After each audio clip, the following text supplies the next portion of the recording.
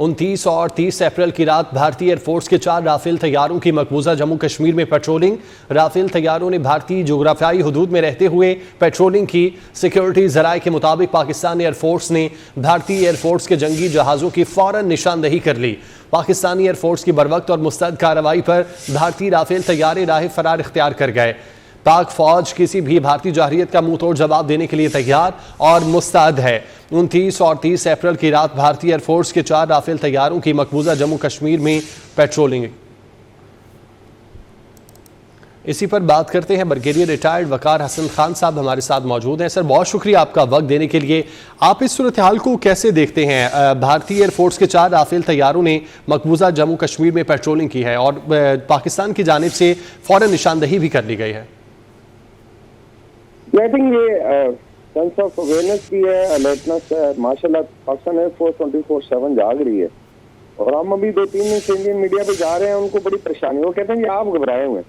मैंने कहा हम क्यों घबराए हुए, हम तैयार हैं, हम 24/7 जागने वाली कौम है। जस्ट कम आप इधर धमकियां देते हैं। अभी मोदी ने सुना है आज कॉन्फ्रेंस खत्म की है, एक और मीटिंग की है अपने और इजाजत दे दी है अपनी फोर्सेस को जी कि आप अपना टाइम और टारगेट चूज करें। और इनके 2 बड़े आई थिंक एनालिस्ट हैं इसमें, प्रवीण सानी का एक कल स्टेटमेंट था और HS Panag lieutenant general India के, और उन्होंने कहा जी कि ना आपने टेक्नोलॉजिकल सिक्योरिटी है ना तैयारी है, तो ये पंगा न लें, हाँ लंबे अरसे के लिए इनको स्ट्रेच करें ऑल दैट। इसका मतलब है कि ये मेरे ख्याल में अभी फ्रस्ट्रेशन है।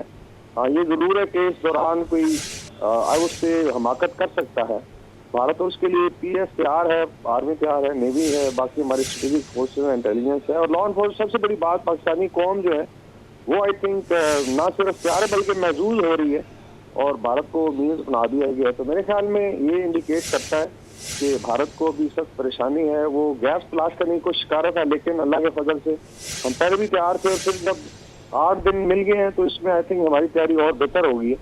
और इनको ये भी पता होना चाहिए कि पाकिस्तानी पास स्टैंड ऑफ कैपेबिलिटी PS के पास बहुत ज्यादा है, 200 किलोमीटर है।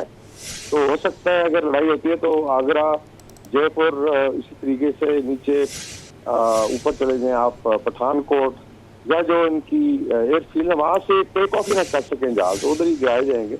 इस तरह नेवी ने बड़ा अग्रेसिव पोस्टिंग की और इनके एयरक्राफ्ट कैरियर को वापस जाना पड़ा। तो मेरे ख्याल में एक फ्रस्ट्रेशन है। देखते हैं कि कितने अभिनंदन जो है उनको भेजते हैं और इस चाहे जाए मेरे भटकों में हमें तैयार करनी पड़ेगी। अच्छा सर, आप हमारे साथ मौजूद रहिएगा। मेजर रिटायर्ड मिसर रजा साहब ने हमें ज्वाइन किया है, उनसे भी इस मुतालिक बात करते हैं। बहुत शुक्रिया मिसर रजा साहब। जिस तरह कल DGISPR की जानिब से भी गुफ्तगू की गई और उन्होंने जो दहशतगर्दी के हवाले से बात की, भारत जो दहशतगर्दी पाकिस्तान में करवा रहा है और साथ ही साथ जो हाजिर सर्विस उनके अफसरान हैं वो भी इसमें मुलविस हैं।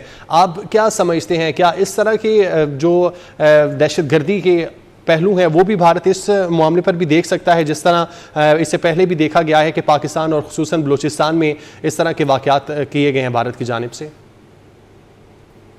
बिस्मिल्लाहिर्रहमानिर्रहीम। बहुत शुक्रिया मुझे आपने अपने साथ लिया है इस अहम मौजू पे।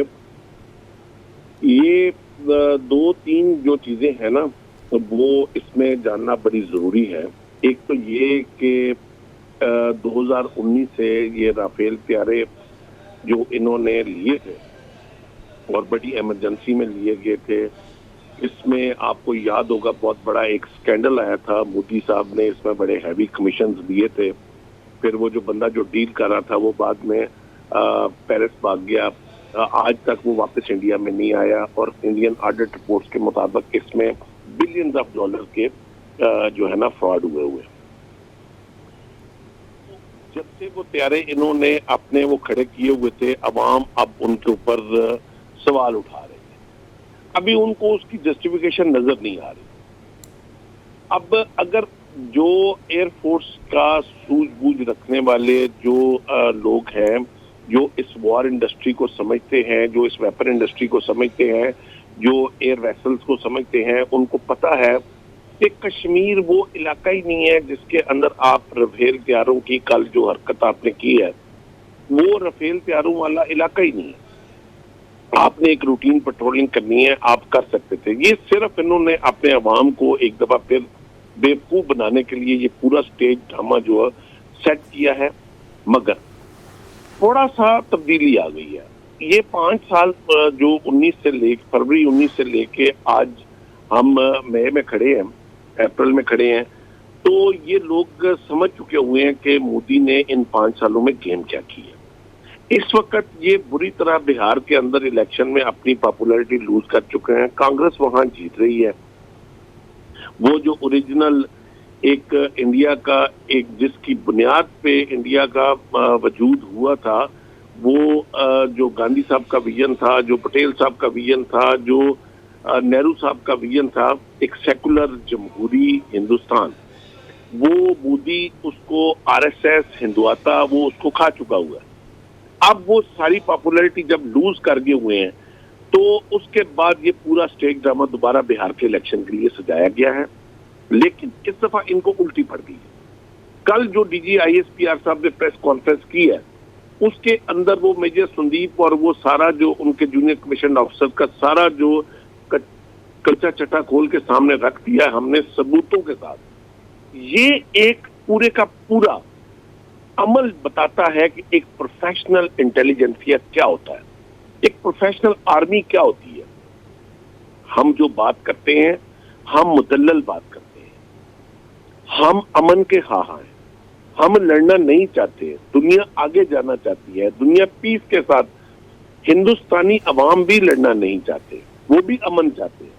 ये एक माइंड सेट है, ना इसके अंदर हिंदू रिलीजन इन्वॉल्व है, ना इसके अंदर इंडियन पीपल इन्वॉल्व है। ये वो हिंदुआता और आरएसएस माइंड सेट है जो सिर्फ बाय फोर्स इंडियन पीपल्स को रूल करना चाहता है, डरा के।